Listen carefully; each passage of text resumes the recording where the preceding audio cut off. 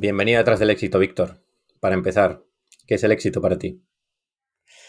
Wow, qué pregunta. Vale, el éxito es algo muy personal, diría, como que es muy subjetivo. Lo que no es, o lo que mucha gente confunde con éxito es el dinero, el poder, o la fama, o esa riqueza económica, pero realmente no es ese destino al que llegar, sino es un camino. Y como te digo, es muy subjetivo, es algo interno, para cada persona es diferente. Y para mí el éxito se compone de tres variantes o tres claves, ¿no? Tres fundamentos. Uno es el propósito, conocer tu propósito, el por qué estás aquí y qué has venido a hacer, ¿no? Hacia dónde vas. Luego está la parte del crecimiento, que es alcanzar la mejor versión de ti mismo, tu máximo potencial, con el objetivo de, la clave 3, que es contribuir, el aportar el máximo a los demás. De nada vale que tú seas lo mejor si no lo pones a servicio de los demás, ¿no? Ese es para mí el propósito principal, la contribución. Por tanto, es crecer hasta ser tu mejor versión y luego servir al resto de personas.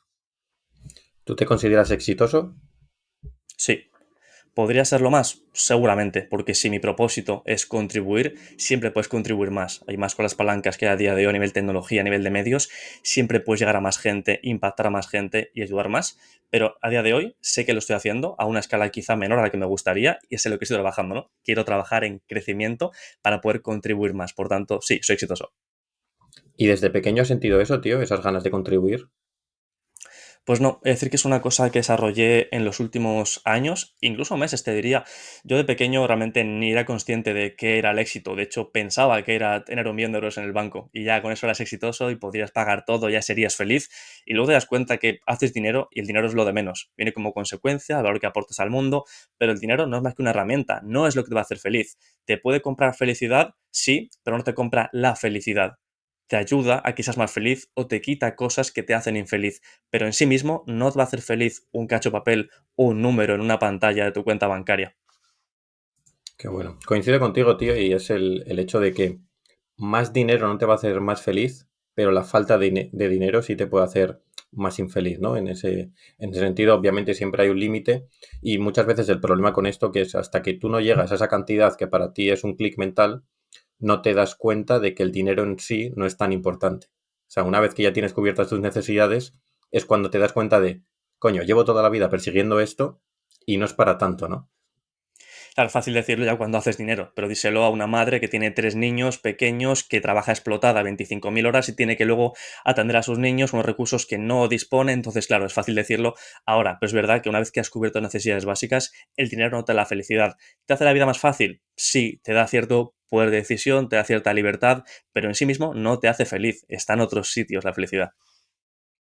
Pero bueno, como has dicho antes, tío, al final esta mentalidad la adquieres con el tiempo y de niño pues pensabas que lo que te iba a hacer feliz era 1 millón de euros en el banco, ¿no? Y tío, cuando piensas en tu infancia, ¿cuál es ese primer recuerdo que te viene a la mente? Hasta el primer recuerdo. Fíjate que tengo uno muy vago en el que estábamos en la escuela. Bueno, era ya como la base más de niño, ¿no? De a lo mejor 5 o 6 años. Y estábamos pintando en una mesa unos dibujos y tal. Y nos hicieron cambiarnos de sitio para ayudar a otros niños. Y en este caso me tocó un niño más pequeño al que, no sé, no me caía muy bien, no me terminaba de conectar. Pero en cambio me puse a enseñarle. Yo decía, mira, pues se pinta así, no te salgas de las rayas, coge este color y me sentí bien, tío. Y una persona con la que no conectaba y que no me gustaba, acabé conectando un poquito más por ese hecho de tener algo en común en lo que poder yo enseñarle o ayudarle y estar ahí compenetrados en un objetivo común. Qué bueno. O sea, que ya llevas ayudando a las personas desde pequeñito, ¿eh? Y tío, ¿qué es algo positivo que recibiste en tu infancia de tus padres o de tu familia? Pues te diría que fue un poco valores. Creo que el valor de no rendirte nunca es una cosa que vi desde pequeño, tanto por parte de padre como parte de madre. Yo sí que mi padre lo vi una figura muy trabajadora, quizá a veces ausente porque no estaba en el día a día en mi casa, luego mis padres se separaron, por tanto no era una figura que tuviera presente todos los días, pero sí que vi siempre un esfuerzo brutal en irse a la otra punta de España a trabajar con la maleta para traer dinero a casa para poder alimentarnos. Mi madre igual, también hacía lo que podía, pues eso, era funcionaria o salario mínimo, tenía que cuidar a dos criaturas que además tenían sus necesidades y siempre lo hizo, pues eso, con el amor que tiene una madre, dando lo mejor de sí, incluso quitándose ella de sus cosas, de comer para dártelo a ti. Por tanto, esa cultura de trabajo duro, del esfuerzo y de dar lo mejor de ti por algo que quieres, para mí es una cosa que se me ha quedado marcada y que intento mantener siempre en el día a día. Qué bueno y qué importante, sobre todo para conseguir ese éxito que has mencionado antes, ¿no? Al final, el esfuerzo es algo que no se negocia y que hay que presentarse cada día, ¿no? En tu lugar de trabajo y poner ese esfuerzo. Y tú que te habrás llevado a lo largo de los años muchos nos, el ser capaz de decir, no hay que rendirse, esto es lo que quiero, vamos a seguir esforzándonos, vamos a mejorar y vamos a seguir avanzando para conseguir este objetivo que quieres, ¿no? Totalmente, y que esfuerzo no siempre es sufrimiento. Tú puedes esforzarte, que es echarle horas y dedicarle cariño y amor y tiempo de otras cosas que quizá puedes estar viendo Netflix o jugando a la Play, pero en cambio decides esforzarte un poquito más por aquello que quieres. Pero no tiene por qué ser sufrimiento, no tiene por qué ser todos los días desde el dolor de es que no quiero hacer esto, pero lo hago porque sé que debería o me han dicho que debería. Entonces hay una diferenciación ahí bastante clave, el esforzarse por seguir empujando por una cosa que tú quieres de verdad, pero no desde sufrimiento. Si ya empiezas a sufrir, quizá no es tu camino. Total, tío. Y tú llevas con ese esfuerzo desde los 13 años, que fue cuando empezaste un poco a emprender y a tus primeros proyectos, ¿no? Cuéntanos un poco cómo recuerdas esa época.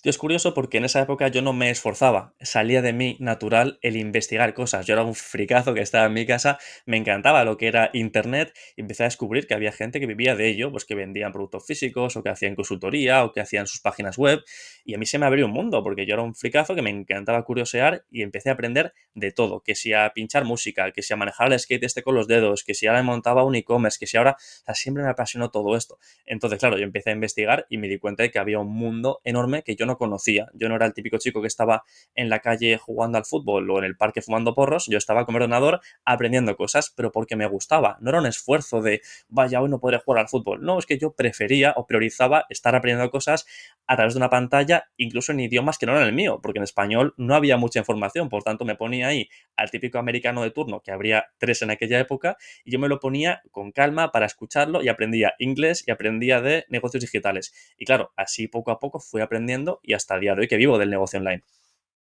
Qué bueno. ¿Y ahí fue cuando descubriste que te encantaba el marketing?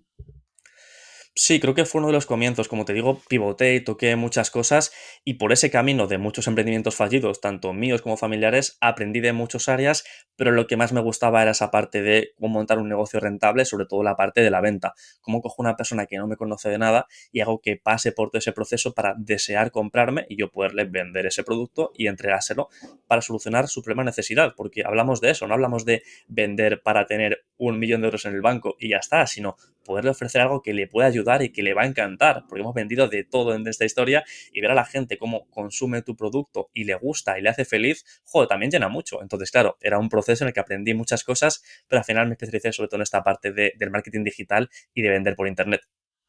Bueno, de hecho llegaste a estudiar en la universidad marketing y esto que me has contado ahora, ¿lo aprendiste en la universidad? Lamento decirte que no, esa universidad fue la mentira que todos nos creemos y en mi caso la verdad que fue bastante lamentable porque también a nivel de expectativas yo venía ya con una idea de la universidad va a ser la mejor etapa de mi vida, van a ser 4 años con gente muy afín a mí, voy a aprender un montón, que para eso pago un montón también. Pero la verdad es que no, eran profesores que eran unos maleducados, no saben enseñar, te leían diapositivas de hace 20 años con un contenido obsoleto y ahí sí que sentía un esfuerzo y un dolor en el ir a la universidad porque sentía que perdía el tiempo. De hecho, yo empecé a emprender en la universidad por puro aburrimiento porque no me aportaba nada. La gente con la que me encontré no me gustaba, ni profesores, ni los alumnos tampoco. No conectaba del todo. Quizá estaba en un momento vital diferente y lo que te digo, a nivel de contenido no me aportó prácticamente nada. Llegabas el tercer año y seguías viendo las mismas cuatro cosas que el primer año y eran cosas que no eran útiles, ni eran aplicables, ni eran actualizadas. Entonces, por ese lado fue muy decepcionante. Lo bueno es que tuve un año de Erasmus, me permitió irme fuera de España a vivir y aprendí muchísimas cosas, me abrió muchísimo los ojos, mejoré mi inglés, conocí un montón de personas y cuando volví con otra perspectiva ya empecé a emprender mi camino porque ya entendí todo lo que está a mi alrededor y pude jugar mis cartas para seguir mi propio camino y no el que me venía ya preestablecido por la sociedad. ¿Dónde fuiste de Erasmus, tío? Estuve en Grecia, estuve en Atenas un añito y visitando un montón de islas, un montón de países también. Mis primeros viajes solo, de cogerte un vuelo e irte a otro país tú solo, que con la edad que tenía, pues oye, también era bastante interesante. Entonces, como te digo, me abrió muchísimo la mente. ¿Qué cambió en ti a nivel personal? Pues por un lado, creo que es de los más fuertes, es la confianza. Yo, por ejemplo, en España, o en este caso en Madrid, cuando yo nací y crecí ahí en Madrid, no era una persona con confianza, como te digo, era más introvertido, me gustaba más la tecnología, ordenadores, estar ahí en la sombra o en la cueva. Cuando salía y fuera, me di cuenta de que era mucho más que eso, que no era una persona que simplemente estaba ahí taca taca con el ordenador, sino que podía hacer mucho más.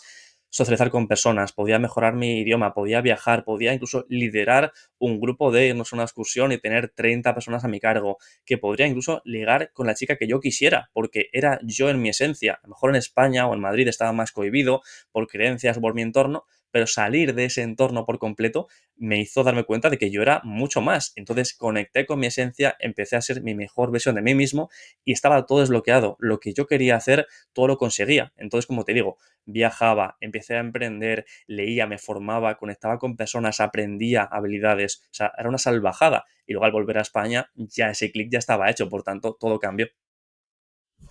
Qué bueno, tío, y qué importante lo que has dicho de el viajar, tío, el viajar y sobre todo solo.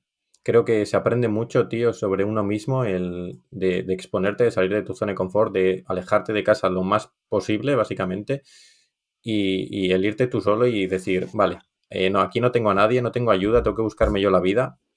Y ahí aprendes mucho sobre todo de la calle, ¿no? Un poco de buscarte la vida y sobre todo de ti mismo porque pasas mucho tiempo contigo y con tu mente. Y tú que has viajado tanto, tío, ¿cuál es tu destino o ciudad favorita en el mundo y por qué? Qué curioso, tío, porque además lo estaba pensando estos días. Todo lo que has comentado lo quiero mencionar también.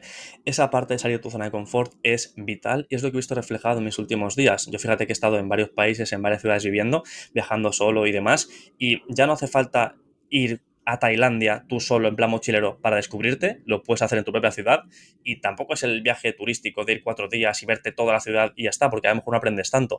Entonces, ni una cosa ni la otra, lo puedes hacer de mil formas diferentes. Y en mi caso, lo que he visto es que hace un par de años, cuando fui a Brasil, Argentina y demás, me abrió mucho la mente otra vez. Yo no había cruzado el charco, entonces, claro, para mí el choque cultural fue bastante grande, el paso que das, o sea, quiero decir, fue bastante impactante. Y de hecho, ahora estoy a punto de comprar billetes para volver a Brasil, porque me encantó tanto la experiencia que quiero volver a repetirlo. Entonces, diría que desde pequeño, que se me ancló ahí Río de Janeiro con el Cristo Redentor y con las playas, cuando fui allí fue un sueño cumplido. Lo que pasa que siento que no disfruté tanto, entonces quiero volver este año a pasar 1 o 2 meses en Río de Janeiro porque me encanta la cultura allí. Además, ahora lo haré solo, entonces creo que va a ser una experiencia totalmente diferente, no tanto la experiencia turística de irte a Copacabana, ver los 3 monumentos principales y volver, sino ir de verdad a integrarte con la gente, a ese choque cultural, ese intercambio cultural y entonces a aprender lo que es esa experiencia de verdad. Por tanto, diría que sí que es Río de Janeiro y lo que haré próximamente en los meses que vienen. Y justo ahora que estás mencionando esto, ¿hay algo que todavía estés intentando demostrarte a ti mismo? Creo que sí, que durante toda tu vida vas a estar intentando demostrarte a ti mismo, sobre todo esas creencias limitantes que puedes tener sobre ti mismo, esa autoimagen que puedes tener de no soy suficiente o no valgo para esto o quiero que me acepten, que me validen, que me reconozcan. Entonces sí creo que algunas de ellas todavía las siento en el día a día y de alguna forma no es tanto demostrarle a los demás que yo soy válido, sino a mí mismo que yo soy válido. De alguna forma también soy muy perfeccionista, por tanto me gusta que todo esté detallado, que todo esté bien, que esté correcto porque yo me considero una persona que es profesional y que no es que sea perfecta, sino que puede dar mucho de sí misma. Por tanto, opto a la excelencia, que no perfección. Por tanto, sé que a lo mejor no es un 10 de 10 porque quizás eso no existe, pero si puedo aspirar al 9 voy a aspirar al 9. Entonces, sí que en ese sentido me quiero convencer a mí mismo de que yo soy esa persona y que voy a dar lo mejor de mí mismo en cada situación. Por tanto, no es para los demás de que me reconozcan, porque eso al final me acaba dando igual, pero sí que para mí mismo el sentirme que soy capaz de hacer las cosas y que soy válido y que puedo llegar a hacer lo que me proponga, para mí es algo muy importante. Es súper importante y sobre todo muy útil y necesario a la hora de emprender porque seguramente a ti también te ha pasado de empezar algún proyecto y que fracase. Y esos momentos son jodidos. Son necesarios y al final emprender es acumular errores hasta que aciertas, básicamente. Pero a nivel mental y a nivel de desarrollo personal, que sé que a ti te encanta, es un proceso duro y de conocerse a sí mismo y de mejorar y de cambiar muchas creencias y muchos miedos que coño, que todos tenemos ahí dentro y que los tenemos que sacar y enfrentarlos, ¿no? Entonces, ¿a ti te ha pasado esto y con qué proyecto o en qué época te pasó? Totalmente, lo que es emprender es un máster en desarrollo personal. Cada día aprendes mil cosas, tanto habilidades técnicas como habilidades blandas, como sobre ti mismo. Es un proceso de introspección constante. Me ha pasado, yo desde los 13 años ya empecé a toquetear cosas, me hice mis pinitos. Lo que pasa es que lo hacía eso por diversión, por curiosidad y no tenía ese apego al resultado, cosa que durante varias etapas de mi vida he tenido mucho apego al resultado y decir que ese proyecto si fracasa, pues yo seré un fracaso, es un apego muy fuerte, es una identificación muy fuerte con una cosa que no eres tú. Y decir, lo he sentido, quiero decir, o sea, es que cuando una cosa a la que has puesto todo tu empeño y todo tu esfuerzo, todo tu tiempo y casi todo tu dinero fracasa, pues igual te sientes como que tú eres un fracaso. Y nada más lejos de eso, puede haber fracasado, entre comillas, por miles de razones. Pero ahí está la clave, cómo tú interpretas el fracaso. Porque puede haber habido un montón de aprendizajes, puedes haber plantado la semilla de algo mucho más grande tanto en contactos, en aprendizajes, en habilidades, en mil cosas. Por tanto, ese fracaso se considera como una parte del éxito. No puedes tener éxito si no ha habido unos fracasos previos. Ese fracaso no es algo malo, sino que es necesario. Por tanto, aunque yo he fracasado mucho en mi vida, sobre todo las etapas más iniciales, eran cosas que me daban un poco igual porque era más por curiosidad, sí que ha habido etapas en las que yo me sentí como un fracaso si no era capaz de levantar eso. ¿Qué pasa? Que he sido capaz de levantarlo. A día de hoy vivo de mi negocio muy bien, ayudo a mucha gente y más que se viene por ayudar. Entonces, creo que es algo que va a ser parte de tu vida en el día a día, sobre todo si emprendes, pero es la forma en la que concibes ese fracaso. Qué importante, tío. Y justamente lo decía el otro día un invitado, Tony de la Torre, que el apego al proceso normalmente es lo que te hace que no consigas ese resultado que quieres. Y una vez que eres capaz de desapegarte de esas cosas y de quitarte esa como necesidad interna, ¿no? Es cuando de repente te empieza a llegar toda tu vida y como que fluye todo mejor y lo acabas consiguiendo. Entonces, lo quería resaltar porque me parece súper importante y sobre todo necesario en los inicios de un emprendedor. Porque, claro, cuando empezamos todos queremos el Ferrari, Dubai, ser Tony Robbins, ¿no? En 2 meses y cuando ves que no, te da una hostia de realidad intensa y cuando realmente lo haces por gusto de hacerlo, no tanto por lo que vayas a conseguir haciéndolo, es cuando de repente los resultados empiezan a llegar. Pero es curioso porque de alguna forma medimos nuestro éxito o nuestras acciones en el resultado que eso conlleva. Entonces, si yo soy muy bueno o vendo mucho, es porque eso, porque me va muy bien, ¿no? Pero si por lo que sea tú eres buenísimo, haces un trabajo impecable, espectacular, el mejor del mercado y no tienes ceros en la cuenta, no eres un fracaso. O sea, ese es el tema. Si te apegas al resultado, el día que eso no esté, por cualquier cosa, cualquier razón que pueda haber en el mundo, incluso que sea externa a ti, vas a sentirte mal, porque vas a decir, vale, es que entonces he sido yo el problema. Pero igual no, igual has hecho algo impecable y no te da resultados. Por eso ese apego al proceso y no apego al resultado. Te apegas al proceso a dar tu mejor versión, a seguir formándote, a seguir aportando al máximo, a dar esa milla extra, porque la idea es que tú puedas dar el máximo, ese aspecto de contribución. Y el resultado es una cosa que no depende siempre de ti, que puede ser externa, que puede ocurrir o no puede ocurrir, pero no puedes depender, o tu estado emocional, tu felicidad, de ese resultado externo que no depende de ti. Pero en cambio sí depende de ti estar todos los días empujando, aprendiendo, aportando, conectando. Eso sí depende de ti. Y ha dependido tanto de ti que, coño, se ha materializado esos resultados y Digital Riders es una bestia ahora mismo en el mundo del marketing. Entonces, cuéntanos un poco cómo inició ese proyecto. A ver, estamos en ello. No sé si es todavía una bestia, pero sí que llevamos ya varios años en todo esto y creo que es una marca bastante consolidada, que bastante gente en el sector nos conoce y estamos en el proceso de escalado y de crecimiento.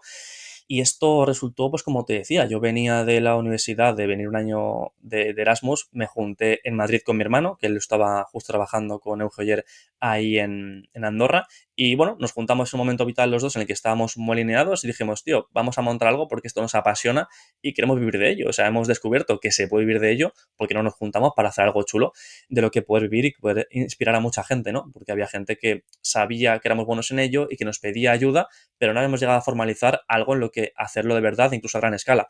Entonces empezamos con lo que era la academia, poder formar a personas en aquello que nos demandaban de, oye, cómo aprender a vender online. No teníamos ni idea en España de cómo hacerlo. Por tanto, con nuestra metodología, investigando cómo se hacía en mercados ingleses y en el mercado, la gente que lo hacía bien, empezamos a formar a personas. ¿Qué pasa? Llega un punto en el que la gente no quería solo aprender, sino quería que se lo hicieras. Tenían negocios y decían, sí, sí, está muy bien, pero quiero que me lo hagas tú. No quiero tener que aprender yo a hacerlo porque me puede llevar muchísimo tiempo. Y ahí surgió la agencia.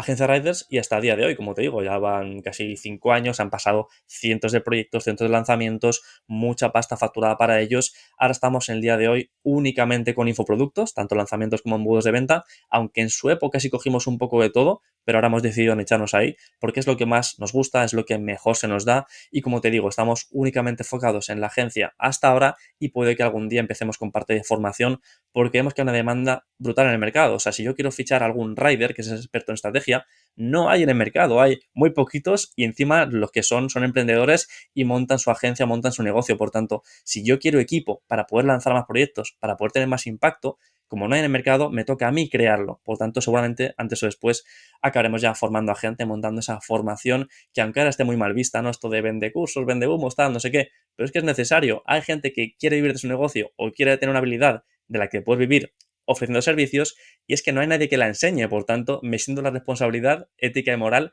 de formar a gente con lo que yo he aprendido los últimos 5 o 10 años y en lo que yo y todo mi equipo vivimos en el día a día haciendo y que nos apasiona. Por tanto, ese es un poco el proceso que hemos pasado y un poco la vista a los próximos meses o próximos años que se vienen.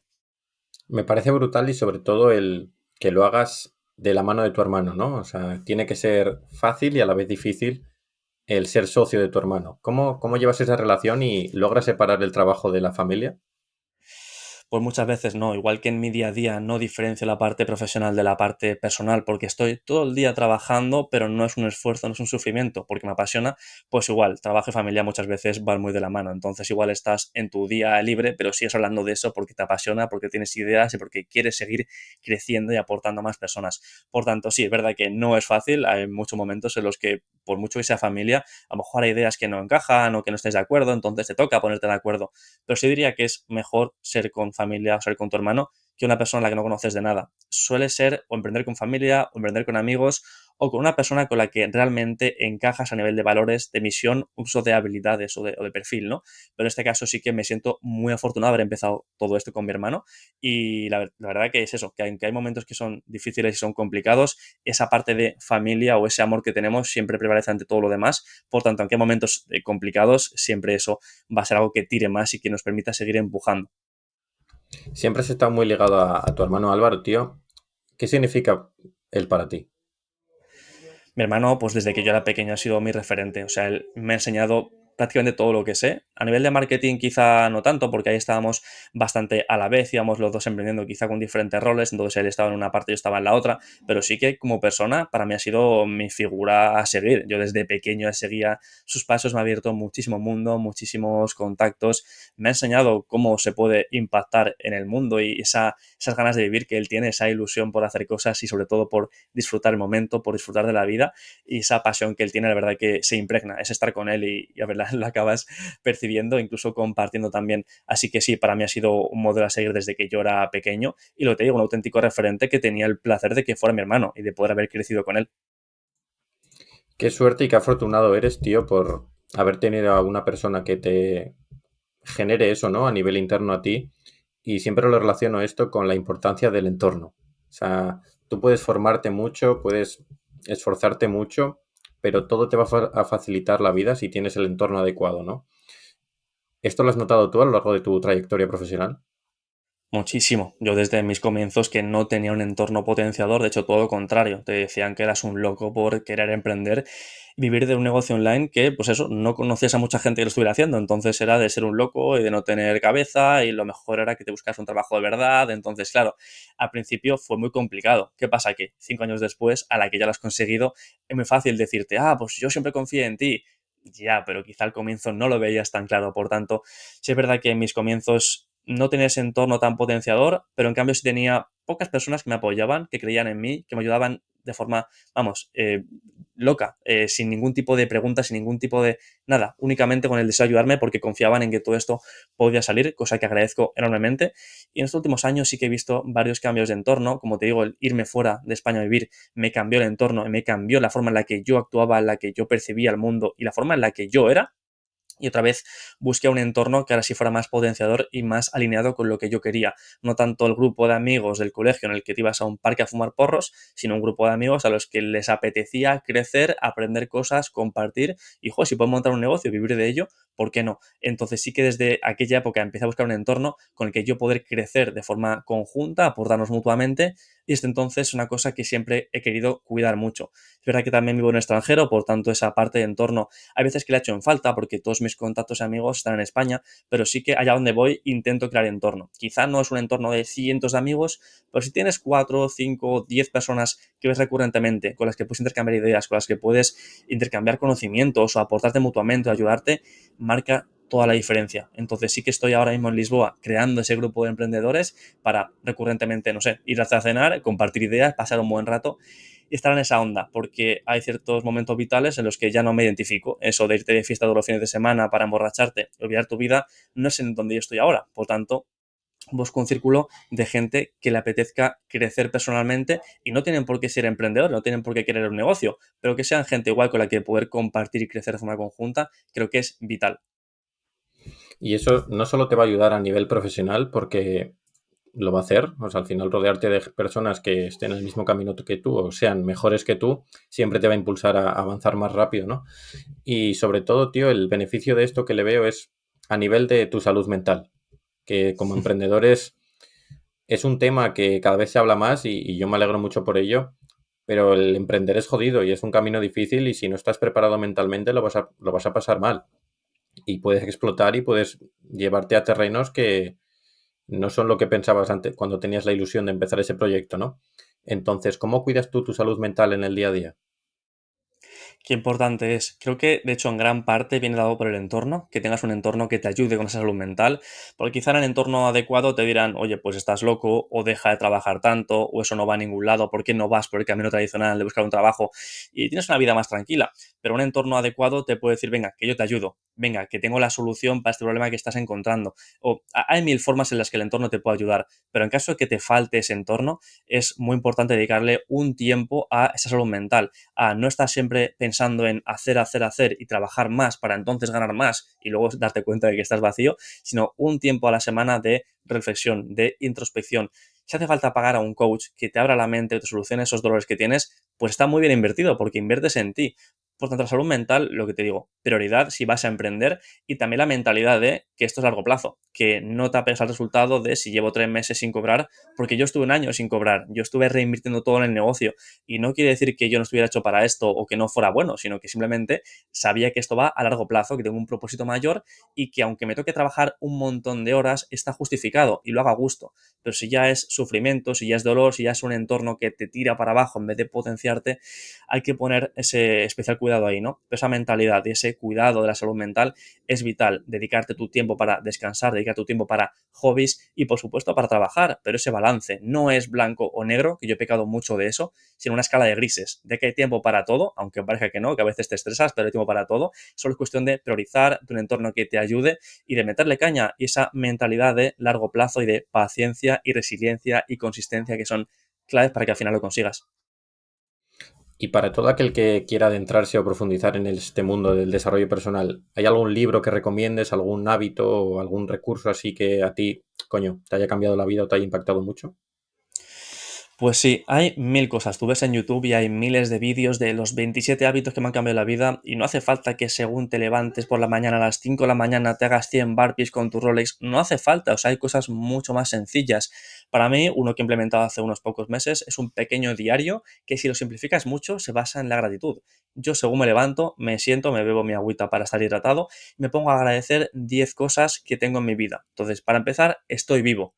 ¿Sabes? La gratitud y lo agradecidos que deberíamos estar por estar vivos. O sea, es una salvajada si te paras a pensarlo. Y luego el tener salud, el tener a tu familia que también tiene salud, el tener amigos, el tener agua potable, quiero decir, es una cantidad de cosas que damos ya por sentadas y que no deberíamos. Por eso, pararte un momento al día, agradecer lo que la vida tiene para ti, lo veo fundamental. Eso es como el hábito principal, lo que te digo, no hace falta darte un baño de agua helada para poder sentir gratitud y estar conectado en el día a día contigo mismo para entonces trabajar y dar lo mejor de ti. Entonces sí que te diría que esa gratitud es bastante clave, si no la que más por ahí andará. Y en cuanto a libros, puedes ver lo que te digo, 1000 vídeos en YouTube hablando de eso, puedes leer 1000 libros, pero creo que para mí lo más importante es esa introspección, dejarte un tiempo a la semana a pensar quién eres tú, hacia dónde voy, por qué hago lo que hago, sobre todo el para qué hago lo que hago, ¿no? ¿Cuál es el propósito de mis acciones? Entonces creo que eso es bastante clave, el planteártelo en el día a día, ganar conciencia en el día a día y luego hay libros que te ayudan. A mí uno de los libros que más me cambió fue el de Dejar ir,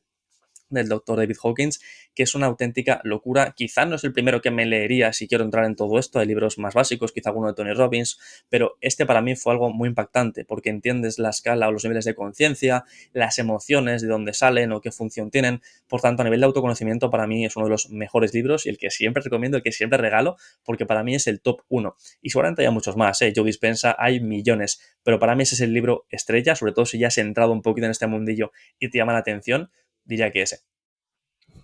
Ese libro te expande mucho la mente y te ayuda mucho a pensar en grande y justamente una de tus grandes frases, ¿no? Una que te gusta mucho es que solo cuando uno se atreve a pensar en grande suceden grandes cosas. Y, tío, ya no solo Digital Riders, que seguro que va a crecer mucho más, ¿qué otras cosas grandes te quedan por cumplir? Pues, tío, me gustaría lo que te decía de la parte de formación. Sí siento que con la agencia ayudo a varios infoproductores o a varios expertos que a la vez ayudan a más gente, o sea que de alguna forma mi impacto se ve multiplicado exponencialmente por ese impacto que ellos tienen a la vez, pero esa parte de yo poder formar y compartir mis conocimientos con el mundo, creo que es una cosa que quiero hacer antes o después, seguramente sea pronto, y no solo mis conocimientos, sino incluso la visión de la vida o llegar a inspirar, que creo que también es eso una clave brutal, en el sentido de que puedes conseguirlo igual que yo lo he conseguido o que ha ayudado a mucha gente a conseguirlo. El vivir de tu negocio, el realmente tu pasión que sea tu día a día, no solo ir a un trabajo que no te gusta para ganar un sueldo de mierda, para pagar facturas y al final ser un infeliz, sino que hay una posibilidad de hacerlo de otra forma en la que puedes ser mucho más feliz. Por tanto, inspira con ese ejemplo, con ese mensaje, es una cosa que sí que me gusta y que intento hacer en el día a día, que a veces no puedo cumplirlo o a veces lo hago a una escala muy pequeña y por eso mi idea ahora es potenciar o multiplicar mucho más lo que ya hago a pequeña escala. Por tanto, sí creo que eso es una de las formas que me gustaría hacer, tanto formar en lo que yo hago como inspirar con el ejemplo y con ese mensaje. Y si puedo hacerlo por internet a millones de personas, perfecto. Si puedo hacerlo en un escenario ante cientos de personas, perfecto. Y si puedo hacerlo ante mi grupo de amigos, que somos 5, perfecto también. Entonces la idea sería expandir mucho más eso que ya hago. Qué guay tener ese fuego interno y ese propósito y ganas de dejar ese legado, ¿no? Para el resto de personas. Y más a nivel personal, ¿qué quieres que la gente recuerde de ti cuando ya no estés? Uf, qué pregunta más potente. Creo que sería esa imagen de una persona que siempre lo dio todo, que tenía esa pasión por hacer cosas, por ayudar, por contribuir. Una persona disciplinada que aunque tuviera todo en contra, siguió luchando por aquello que le motivaba, que le gustaba, que no dejó de hacer las cosas por miedo, sino que el tío le echaba sus huevos, iba con todo, y al final que era amigos sus amigos, que era una persona que lo daba todo en cada ámbito de su vida y que cuyo objetivo era contribuir al resto de personas. Lo cumpliera o no, era su objetivo, él lo dio todo por ese sueño y que ojalá que lo consiga y que pueda marcar ese ejemplo, esa inspiración en el resto de personas de la humanidad. Yo tengo claro que si sigues así lo vas a conseguir seguro. Y antes de cerrar, tío, ¿qué reto le podemos dejar a la audiencia? Qué reto. Mira, pues te diría que eso puede ser interesante, lo comentaba antes de ese hábito de ponte durante 30 días a agradecer todas las mañanas tus 5 minutitos con tu café si quieres y agradece 10 cosas, la apuntas en un papel y lo sientes. No es solo apuntarlo y ya está y me voy a otra cosa, sino que te dediques unos minutos a conectar con ello y a sentirte agradecido de verdad. Ya verás como aquel problema que parecía muy grande deja de ser tan importante. Cuando estás conectado con el agradecimiento, no puedes estar triste, ni frustrado, ni enfadado. Estás agradecido y feliz de estar vivo. Por tanto, todos los días durante un mes, te sacas tus 5 minutillos a primera hora del día y conectas con ese agradecimiento. Si puede ser cada día que agradezcas cosas diferentes, mucho mejor. Así te obliga a pensar en cosas nuevas y no lo mismo de siempre. Y creo que eso te va a cambiar antes o un después. Lo respaldo totalmente. Yo llevo documentando mi vida unos 4 años y sobre todo es bonito después el abrir esos cuadernos, ¿no? Y decir, vale, ¿qué hacía yo el 6 de julio de 2020? ¿Sabes? Y empezar a recordar y cosas que normalmente se nos olvidan, decir, hostia, mira cómo he avanzado, mira en qué punto estaba, mira cómo pensaba, ¿no? en esa época y mira todo lo que he cambiado. Entonces, ya no solo por el beneficio a nivel presente que tiene, el pararte a pensar por qué estás agradecido, sino por en un futuro poder mirar atrás y decir, coño, qué orgulloso estoy de esa persona, ¿no? Que empezó esto hace tiempo.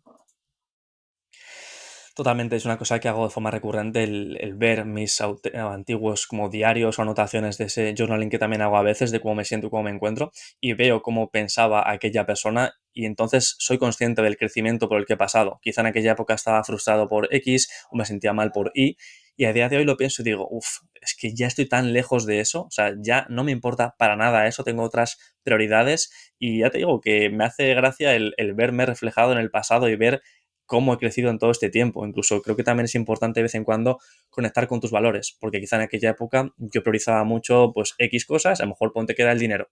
Y ahora me da igual, priorizo salud, priorizo relaciones. Entonces, qué importante es tomar conciencia. Por tanto, documentar tu vida también es súper clave. Y no hace falta que cada día escribas tu diario, puedes hacerlo una vez al mes si quieres. Pero creo que también es interesante para luego ver esa trayectoria y sentirte orgulloso por todo el camino por el que has ido pasando. Como decimos, la vida al final es un camino, no es un destino de cuando tenga 1 millón de euros seré feliz, sino que es un camino y disfrutar ese día a día lo veo fundamental. Brutal este reto y seguro que va a cambiar la vida a todo aquel que lo haga. Y antes de cerrar, tío, ¿dónde te puede encontrar la gente, tanto a ti como a tu agencia? Pues sobre todo diría que Instagram, también estamos por YouTube y por los podcasts, o sea que si buscan Digital Riders, ahí aparecerá lo que es la marca comercial asociado mucho al servicio de agencia. Y si quieren personalmente, pues ahí por Instagram directamente Víctor Alcázar. También está la página web, otro tipo de redes sociales, pero son secundarias, tampoco le doy mucha chicha ahí. Así que sobre todo diría que eso, que Instagram, Víctor Alcázar, si me quieren por escribir para comentarte qué les ha parecido este episodio, pues yo encantado. Yo encantado también de que te escriban y que comenten. De todas formas, dejaré aquí todos tus links en la descripción para que sea más fácil que la audiencia los encuentre. Y por mi parte, tío, un placer. Gracias por tu tiempo y me ha encantado, tío, tenerte aquí. El placer es mío. Gracias a ti por la invitación. Un placer poder compartir mi mensaje, poder inspirar a más personas. Espero que sea de utilidad, así que gracias por la invitación y quedamos en contacto. Gracias a todos y nos vemos en el siguiente episodio. Gracias, Víctor. Chao. Let's go.